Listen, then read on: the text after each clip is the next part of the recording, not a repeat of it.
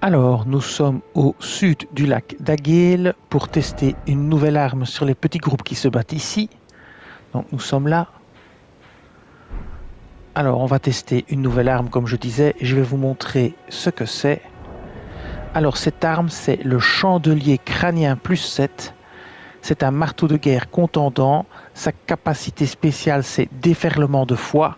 Elle coûte 15 en mana et si vous la maintenez et que vous la refaites, elle coûtera encore 15 en mana.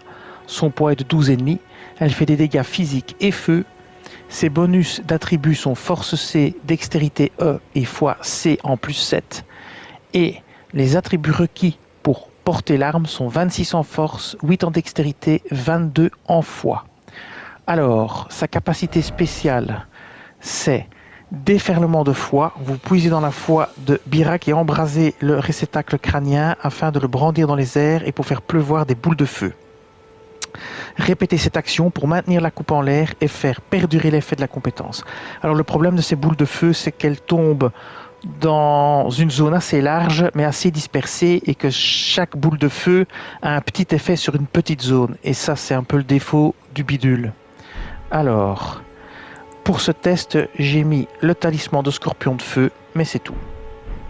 Alors on va aller tester là-bas sur les ennemis et vous allez voir ce que je veux dire avec la zone d'effet des boules de feu et des bouts de feu qui tombent. C'est pas forcément évident. Alors on va se mettre un peu au milieu. Déjà celui-là on va le tuer. Bon, je l'ai raté, c'est pas grave. Bon, il est parti. On va se mettre un peu ici au milieu et c'est parti. Et voilà. On continue, déferlement de feu. Alors, vous voyez, vous pouvez continuer tant que vous avez de la mana. Voilà. Ou de l'endurance. Là, j'ai plus d'endurance. Et vous voyez que bon, l'effet n'est pas buff. Hein.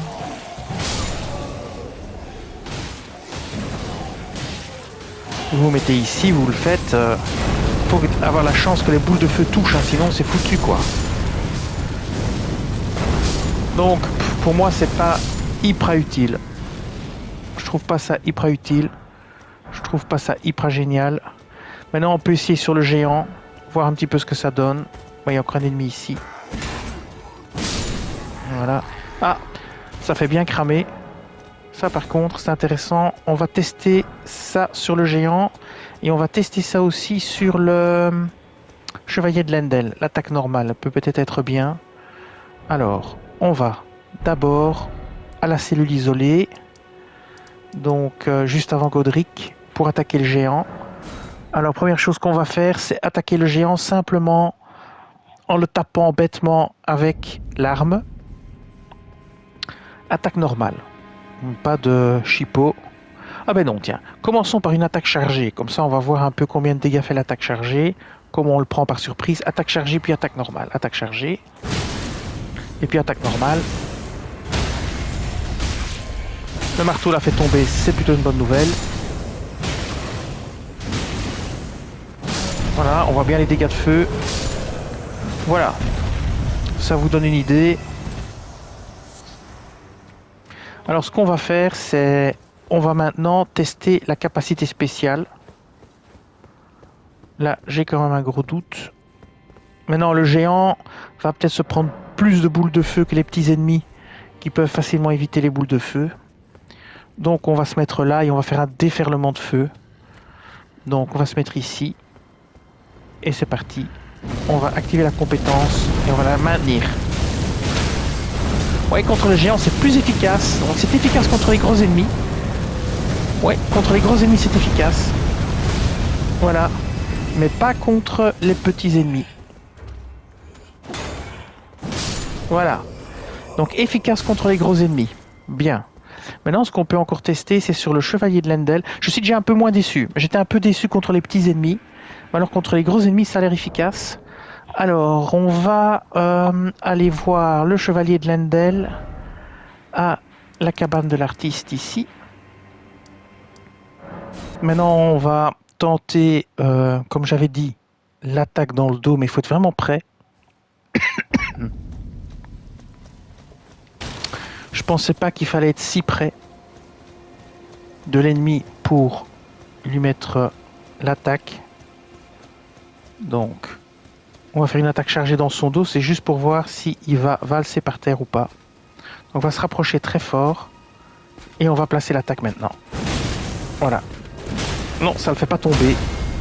Ah là, il est tombé par contre. Et maintenant, on va tenter cette attaque-ci.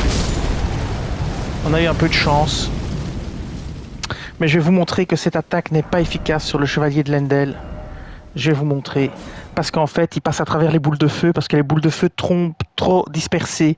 Donc en fait, les boules de feu, elles sont efficaces que contre les géants, les grandes créatures, qui vont vraiment en prendre un maximum.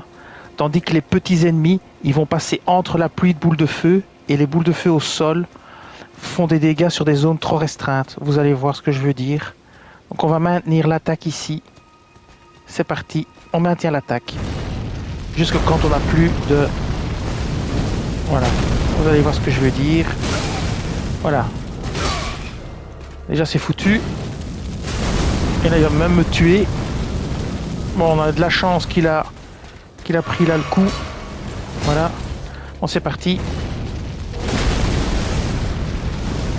Vous voyez, il faut de la chance que les boules de feu lui tombent dessus. S'il passe entre, c'est foutu. Et les petits ennemis ont tendance à passer entre. Et voilà, il m'a tué. Voilà. CQFD. La compétence unique qui lance des boules de feu est très efficace si vous avez un gros ennemi. Mais sur les petits ennemis, ça marche pas des masses, quoi. Voilà. C'est la conclusion de l'histoire. Et donc, je vous dis merci et à bientôt.